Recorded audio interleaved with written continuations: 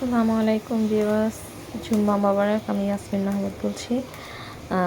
আজকে আমি এটা লাউ শাক, আলু, সিম, পেঁয়াজ দিয়ে এটাকে আগে সিদ্ধ করছি। আরেকটা হলো এই যে এটা বেগুন আর টমেটো, এটাতে আমি একটা ভর্তা রান্না করব, এটা এখন দেখাবো। এবং এটার মধ্যে এখন আমি তেল দিব, সয়াবিন তেল দিব অল্পটুক, দিয়ে এটাকে একটু কষাবো। আপনারা আমার সাথে থাকুন ভিউয়ার্স। এই যে এটা এখন আমি ছেড়ে দিচ্ছি, অল্পটুক তেল দিয়েছি।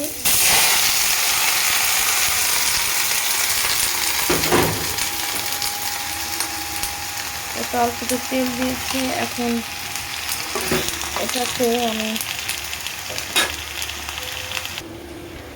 ভিউয়ার্স, এটাতে এখন আমি একটু অল্প অল্প করে হলুদের ফাঁকি,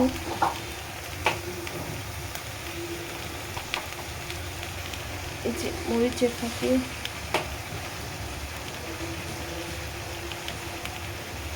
একটু ধনিয়ার ফাঁকি আর অল্পটুক লবণ দিলাম। দিয়ে এটাকে এখন আমি একদম ভালো করে মানে পেঁয়াজ, আমি কিন্তু এটার সাথে পেঁয়াজও কেটে দিয়েছি, পেঁয়াজ আলাদা করে বাগার দিইনি। তো এটাকে একটু ভালো করে সিদ্ধ করে নিয়ে তারপরে আপনাদেরকে দেখাবো এই ভর্তাটা আমি কীভাবে করবো। অনেক ইয়ামি এটা ভিউয়ার্স। এটা হলো সেই বেগুনের যে ভর্তাটা করবো বলছিলাম, ওটার পেঁয়াজ, রসুন আর শুকনো মরিচ। আর ওটা হলো এই যে, এটা হলো এই যে এরকম হচ্ছে, একদম শুকনো শুকনো ফুটছে। এটার মধ্যে এখন ধনিয়া পাতা দিচ্ছি। এখন মরিচটা ভেঙে এটার সাথে হাত দিয়ে চটকায়া তারপরে ভর্তা বানিয়ে ফেলবো, তারপরে হয়ে যাবে। আর এটা হলো আমার লাউ শাক। আমি লাউ শাকে হালকা পাতলা ভাজিতে একটু হলুদ দিই, না হলে আমার তো ভালো লাগে না, একদম সাদা ফ্যাকাশে খেতে ভালো লাগে না। আমি এটার সাথে একটু ধনিয়া পাতাও অ্যাড করব, যেহেতু সিম আছে, সিমের সাথে ধনিয়া পাতাটা না গেলে ভালো লাগে না। আমি লাউ শাকে ধনিয়া পাতাটাও দিই, মজা লাগে। আর যখন সিদ্ধ করছি তখন আমি এটার সাথে কাঁচামরিচ দিয়ে দিছিলাম। তো এই যে এটা এখন একদম ব্রাউন হবে না, কিন্তু একটু মানে টানা টানা হয়ে যাবে আর কি, কী বলে এটাকে, একটু মানে সফট হয়ে যাবে আর কি, তারপরেই করব। আর এইটাকে মরিচটাকে একটু ভালো করে ভেজে তারপরে হাত দিয়ে কড়াইতেই চটকায় নিব। এটা কড়াইতে ঢেলে দিব, কড়াইয়ের মধ্যে ঢেলে তারপরেই করব, সাথেই থাকেন ভিউয়ার্স। এই যে মরিচটা এইভাবে করে নিলাম, মথে নিলাম। তো এখন এখানে এই যে পেঁয়াজগুলো যে ভেজেছিলাম, পেঁয়াজ আর রসুনগুলো, এগুলো এই যে সব কিছু মিলে এখন এই যে মাখতেছি, মেখে এখন প্লেটে উঠায় ফেলবো। এটা হলো আমার এই যে বেগুন আর টমেটোর ভর্তা। অবশ্যই আপনারা এইভাবে একবার ট্রাই করে খেয়ে দেখবেন, অনেক মজা, অনেক মজা। আর এই হলো আমার লাউ শাক হয়ে গেছে। আমি শোল মাছের ভুনা করব, তখন আপনাদেরকে আবার দেখাবো।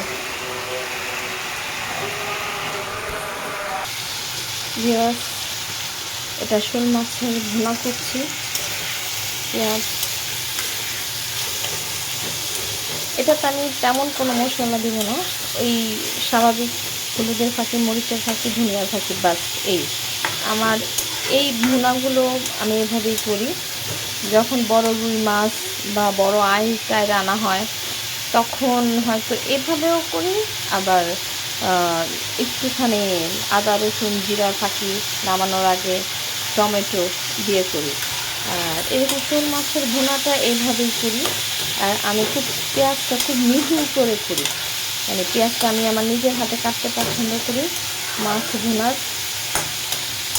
আর মেহমান আসলে আমি ভুনা এইভাবে করি না, পেঁয়াজটাকে তখন আমি বেটে নিই, বেটে তারপরে আলাদা মশলা টশলা কষাই, মাছটাকে আলাদা করে ভাজি, মাছটা প্লেটে সুন্দর করে সাজিয়ে রাখি, মশলাটা ওইটার উপরে আমি ছড়িয়ে দিই।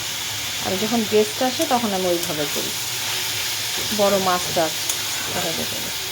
আর এই যে আমি মাছটা ভেজে রাখছি, ছোট ছোট করে কাটতে আমার মা এভাবে কাটতো শোল মাছ বড় করে আনলে। তো আর কি বলবো, যেটা শাকটা, এই যে ভর্তাটা এরকম হয়েছে।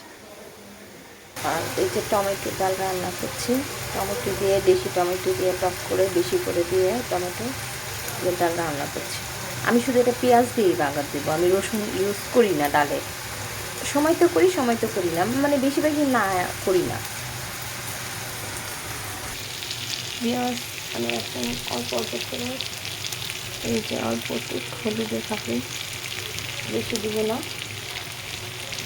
ভোনাতে বেশি মশলা মজা লাগে না, খেতে টেস্টটা নষ্ট হয়ে যায়। মরিচের ফাঁকি,